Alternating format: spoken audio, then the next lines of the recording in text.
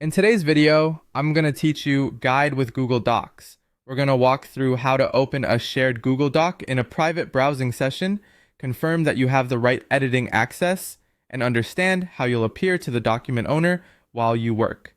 This is a quick, reliable way to collaborate without tying edits to your personal account.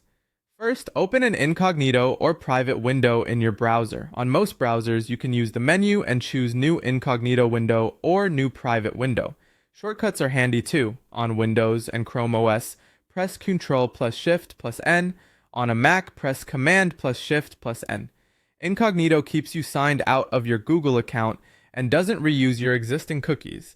So what you do in this window stays separate from your normal browsing session.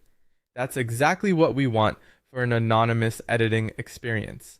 Next, paste the shared link you received from the document's author into the address bar and press enter.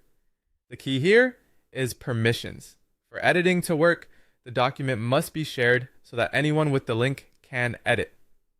That setting can only be changed by the owner or someone with permission to share.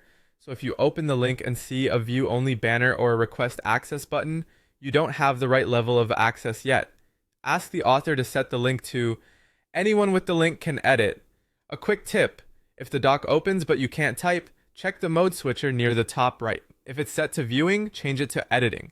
When the sharing is set correctly, you'll be able to type directly in the document format text and see your changes appear instantly.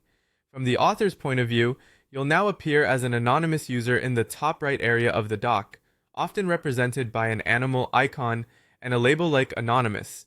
Your cursor and comments will reflect that anonymous status. This is normal for incognito sessions and simply means your personal account details aren't attached to your edits. Keep in mind though, that edits are still tracked in version history. They'll just be attributed to an anonymous user rather than to a specific account. And that's it. When you're done, close the incognito window to end the session. Nothing from this session will be saved to your regular browser history, and the next time you need to collaborate anonymously, just repeat these steps. Open Incognito, paste the link, ensure edit access is enabled, and you're good to go. Happy editing!